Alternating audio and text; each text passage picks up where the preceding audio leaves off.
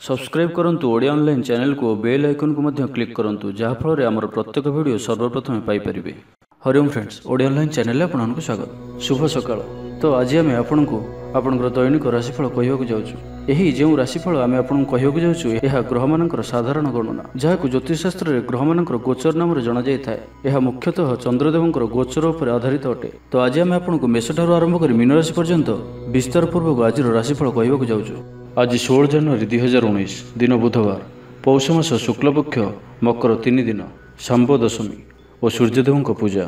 आज तिथि और नक्षत्र दशमी रात्र 12 घंटा 14 मिनिट पर्यंत, द्विज नक्षत्र दिवा 2 घंटा 55 मिनिट पर्यंत, मेषचंद्र रात्र 8 घंटा 52 मिनिट पर्यंत, मेष राशि घात चंद्र, कर्कट राशि घात 12। आज शुभ बेला दिवा 7 घंटा 52 मिनिट रु दिवा 9 घंटा 15 मिनिट पर्यंत, दिवा 2 घंटा 45 मिनिट रु दिवा 4 घंटा 18 मिनिट पर्यंत, रात्र 10 घंटा 41 मिनिट रु रात्र 1 घंटा 55 मिनिट पर्यंत। निषिद्ध खाद्य कलम शाग। तो मेष ठारू आरंभ कर मीन राशि व्यक्ति कौन कही थाए आज आपणकर राशि, कौन कही थाए आज आपणकर ग्रह नक्षत्र और आज आपको एपरि केउं उपाय करबा आवश्यक जहाँफल आज आपणकर दिनटी अत्यंत शुभ सब्यस्त हेबो। एही क्रम रे सबुठार प्रथमे आसंतु जानिबा मेष राशि विषय रे। तो एही क्रम रे सबुठार प्रथमे आसंतु जानिबा मेष राशि विषय रे।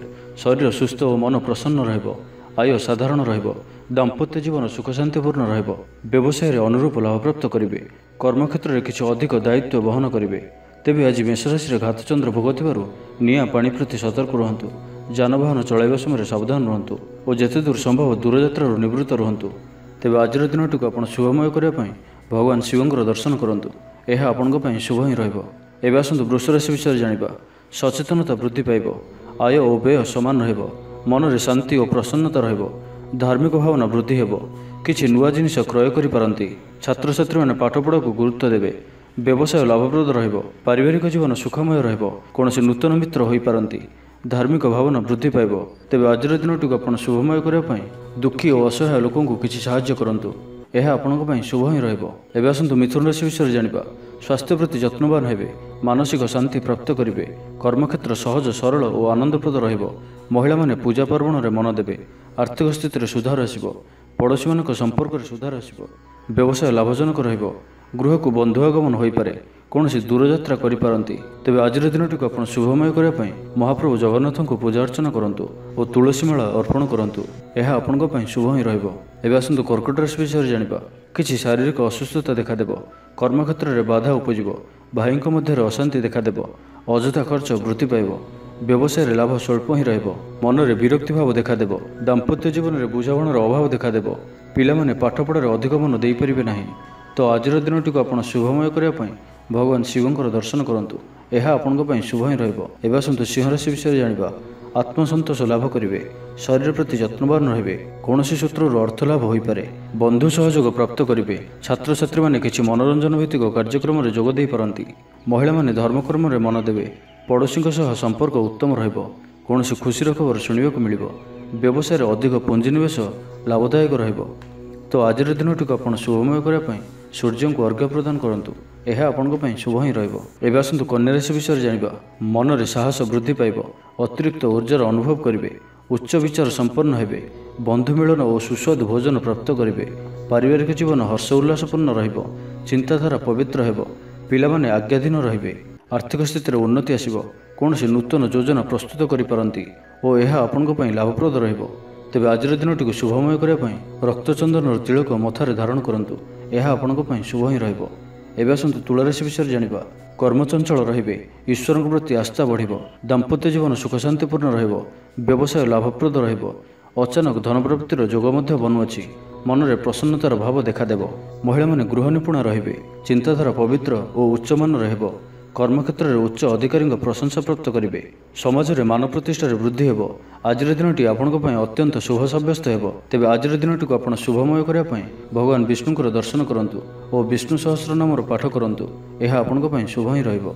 एबे आसंतु बिच्छा राशि विषय जानिबा। शरीर में असुस्थता देखादेव, मन उदास रहिबो, कौनसी आर्थिक संकट देखा दे पारे, पिता स्वास्थ्य अवनति देखा दे पारे, कर्मक्षेत्र में ईर्ष्यार शिकार हो पारंती, पिला माने अबाध्य हेबे, व्यवसाय स्वल्प लाभयुक्त रहिबो, किछि कलहर संभावना बनुअछि, सेथिपई सावधान रहंतु, मिथ्या अपवाद मिल पारे।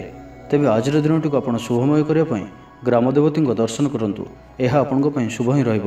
ଏବେ ଆସନ୍ତୁ ଧନୁରାଶି ବିଷୟରେ ଜାଣିବା। ବ୍ୟସ୍ତତା ଭିତରେ ଦିନ କଟିବ। ସଞ୍ଚିତ ଅର୍ଥର ଅପବ୍ୟୟ ମାନସିକ ଚିନ୍ତା ବଢ଼ାଇବ। କର୍ମକ୍ଷେତ୍ରରେ ବାତାବରଣ ଅଶାନ୍ତ ରହିବ। ବ୍ୟବସାୟରେ ଲାଭ ସଂକୁଚିତ ହେବ। ପୂର୍ବ ଯୋଜନା ଅନୁଯାୟୀ କାର୍ଯ୍ୟ କରିବାରେ ବାଧା ଉପୁଜିବ। ମନରେ ବିଷର୍ଣ୍ଣ ଭାବ ଦେଖାଦେବ। ତେବେ ଆଜି କଥାବାର୍ତ୍ତା ସମୟରେ ସଂଯମତା ଅବଲମ୍ବନ କରନ୍ତୁ। ତେବେ ଆଜିର ଦିନଟିକୁ ଆପଣ ଶୁଭମୟ କରିବା ପାଇଁ କପାଳରେ ଚନ୍ଦନର ତିଳକ ଧାରଣ କରନ୍ତୁ। ଏହା ଆପଣଙ୍କ ପାଇଁ ଶୁଭ ହିଁ ରହିବ। ଏବେ ଆସନ୍ତୁ ମକର ରାଶି ବିଷୟରେ ଜାଣିବା। ସ୍ୱାଭିମାନୀ ହେବେ। ମନରେ ପବିତ୍ରତା ରହିବ। ମନ ପ୍ରଫୁଲ୍ଲ ରହିବ। ଭାଇଙ୍କ ମଧ୍ୟରେ ସ୍ନେହରେ ବୃଦ୍ଧି ହେବ। କର୍ମକ୍ଷେତ୍ରରେ ସମସ୍ତ କାର୍ଯ୍ୟ ଠିକ୍ ସମୟରେ ସମ୍ପାଦନ କରିବେ। କିଛି ମୂଲ୍ୟବାନ ନୂଆ ଜିନିଷ କ୍ରୟ କରିପାରନ୍ତି। ଧାର୍ମିକ ଭାବନା ବୃଦ୍ଧି ପାଇବ। ପାରିବାରିକ ଜୀବନ ସୁଖଶାନ୍ତିପୂର୍ଣ୍ଣ ରହିବ। ଛାତ୍ରଛାତ୍ରୀମାନେ ଉତ୍ତମ ପ୍ରଦର୍ଶନ ଜାରି ରଖିବେ। ବ୍ୟବସାୟ ଲାଭପ୍ରଦ ରହିବ। କୌଣସି ଶୁଭ ଖବର ପ୍ରାପ୍ତ ହେବ। ତେବେ ଆଜିର ଦିନଟିକୁ ଆପଣ ଶୁଭମୟ କରିବା ପାଇଁ ଛୋଟ ପିଲାଙ୍କୁ କିଛି ମିଠା କିମ୍ବା ଚକୋଲେଟ୍ ଆଣି ଦିଅନ୍ତୁ। ଏହା ଆପଣଙ୍କ ପାଇଁ ଶୁଭ ହିଁ ରହିବ। ଏବେ ଆସନ୍ତୁ କୁମ୍ଭ ରାଶି ବିଷୟରେ ଜାଣିବା। ଶରୀର ସୁସ୍ଥ ଓ ମନ ପ୍ରସନ୍ନ ରହିବ। ପରାମର୍ଶ ନେଇ କାର୍ଯ୍ୟ କଲେ ପ୍ରତ୍ୟେକ କାର୍ଯ୍ୟରେ ସଫଳ ହେବେ। କର୍ମକ୍ଷେତ୍ର ସହଜ ସରଳ ଓ ଆନନ୍ଦପ୍ରଦ ହେବ। ପଡ଼ୋଶୀଙ୍କ ସମ୍ପର୍କରେ ସୁଧାର ଆସିବ। ଆୟରେ ଉନ୍ନତି ଦେଖାଦେବ। ମହିଳାମାନେ ଧର୍ମକର୍ମରେ ମନ ଦେବେ। ବନ୍ଧୁ ମିଳନ ଓ ସୁସ୍ୱାଦୁ ଭୋଜନ ପ୍ରାପ୍ତ କରିବେ। ଆର୍ଥିକ ସ୍ଥିତିରେ ସ୍ୱଚ୍ଛଳତା ଆସିବ। ତେବେ ଆଜିର ଦିନଟିକୁ ଆପଣ ଶୁଭମୟ କରିବା ପାଇଁ କୌଣସି ବୟୋଜ୍ୟେଷ୍ଠ ବ୍ରାହ୍ମଣଙ୍କୁ ବସ୍ତ୍ର ଦାନ କରନ୍ତୁ। ଏହା ଆପଣଙ୍କ ପାଇଁ ଶୁଭ ହିଁ ରହିବ। ଏବେ ଆସନ୍ତୁ ମୀନରାଶି ବିଷୟରେ ଜାଣିବା। କିଛି ଛୋଟିଆ ମୋଟିଆ ଶାରୀରିକ ସମସ୍ୟା ଦେଖାଦେବ। ମନ ବିଷର୍ଣ୍ଣ ରହିବ। ପୂର୍ବ ଯୋଜନା ଅନୁଯାୟୀ କାର୍ଯ୍ୟ କରିବାରେ ବାଧା ଉପୁଜିବ। ପାରିବାରିକ ଜୀବନ ଜଞ୍ଜାଳମୟ ହେବ। ଅଯଥା ଖର୍ଚ୍ଚ ବୃଦ୍ଧି ପାଇବ। ଆୟ ମଧ୍ୟମ ଧରଣର ରହିବ। ଧର୍ମକର୍ମ ପ୍ରତି ମନ ବଳିବ। ତେବେ ଆଜିର ଦିନଟିକୁ ଆପଣ ଶୁଭମୟ କରିବା ପାଇଁ ଗାଈର ସେବା ଯତ୍ନ କରନ୍ତୁ ଓ ଗାଈକୁ ପେଟ ପୂରା ଘାସ ଖାଇବାକୁ ଦିଅନ୍ତୁ। ଏହା ଆପଣଙ୍କ ପାଇଁ ଶୁଭ ହିଁ ରହିବ। ତେବେ ଭିଡ଼ିଓଟି ଯଦି ଆପଣଙ୍କୁ ଭଲ ଲାଗିଥାଏ ତେବେ ଲାଇକ୍ଟେ କରନ୍ତୁ, କମେଣ୍ଟ କରନ୍ତୁ। ଏ ଭିଡ଼ିଓଟିକୁ ଆପଣଙ୍କ ଫ୍ରେଣ୍ଡସ୍ମାନଙ୍କ ସାଥିରେ ସେୟାର କରନ୍ତୁ ଏବଂ ଆମର ୟୁଟ୍ୟୁବ୍ ଚ୍ୟାନେଲ୍ ଓଡ଼ିଆ ଅନଲାଇନ୍କୁ ଯେଉଁମାନେ ପର୍ଯ୍ୟନ୍ତ ସବସ୍କ୍ରାଇବ୍ କରିନାହାନ୍ତି ସବସ୍କ୍ରାଇବ୍ କରିନିଅନ୍ତୁ। ଧନ୍ୟବାଦ।